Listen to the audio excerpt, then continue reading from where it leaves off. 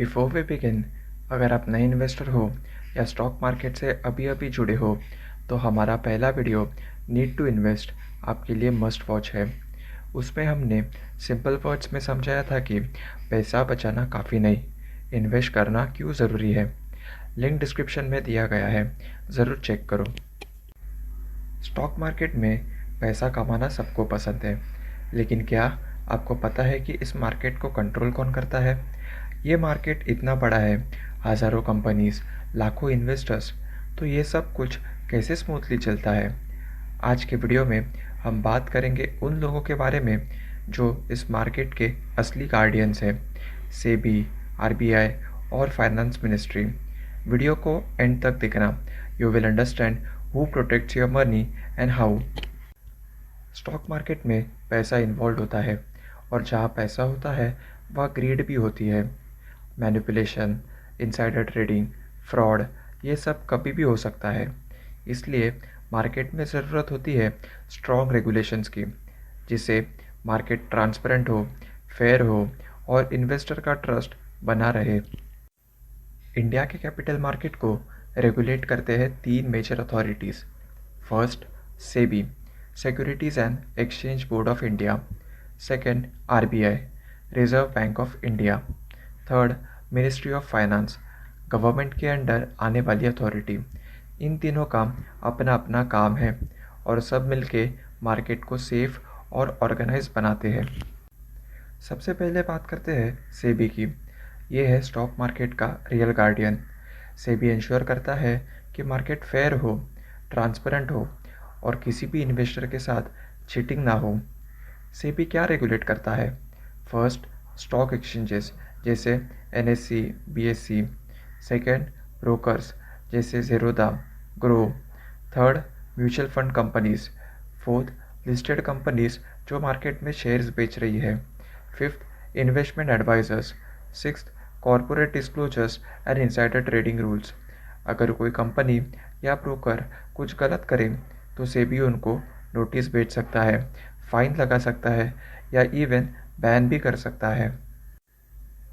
आप सोच रहे होंगे आरबीआई का स्टॉक मार्केट से क्या लेना देना? आरबीआई मेनली रेगुलेट करता है मनी सप्लाई, इंटरेस्ट रेट और फॉरेन एक्सचेंज को। स्टॉक मार्केट में आरबीआई का इनडायरेक्ट इफेक्ट होता है, जैसे कि फर्स्ट, मॉनेटरी पॉलिसी चेंज से स्टॉक मार्केट में वोलेटिलिटी होती है। सेकेंड, फॉरेन इन्वेस्टर्स जिन्हें हम एफपीआई कहते हैं, उनके लिए रूल्स आरबीआई बनाता है। थर्ड, बैंकिंग स्टॉक्स के परफॉर्मेंस को कंट्रोल करता है। So RBI is like a background controller, market directly नहीं पर इकोनॉमी के ज़रिए इफेक्ट करता है। तीसरी अथॉरिटी है मिनिस्ट्री ऑफ फाइनेंस। ये रूल्स बनाता है जो सेबी और आरबीआई फॉलो करते हैं। काम क्या है मिनिस्ट्री का? फर्स्ट, बजट में market related announcements. Second, capital gain tax rules. Third, FDI policies. Fourth, overall financial regulations.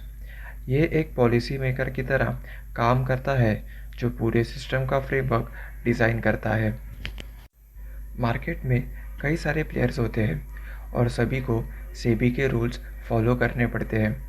Let's look at some important participants. First, stock brokers जैसे ज़ेरोधा, आईसीआईसीआई डायरेक्ट।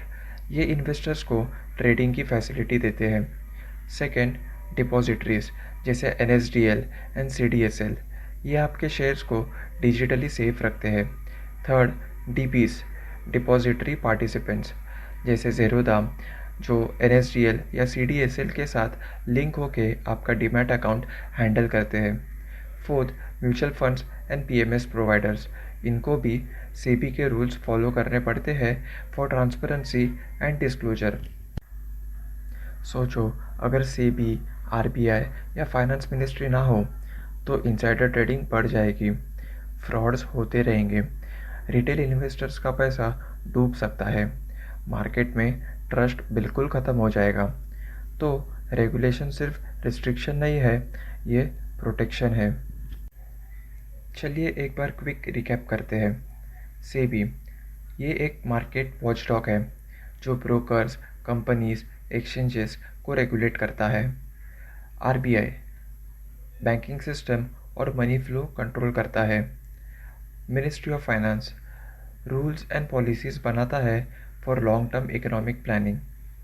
तीनों मिलके इंडियन स्टॉक मार्केट को safe, reliable और investor friendly बनाते हैं। अगर आप investor हो तो ये समझना ज़रूरी है कि आपका पैसा किस सिस्टम में काम कर रहा है।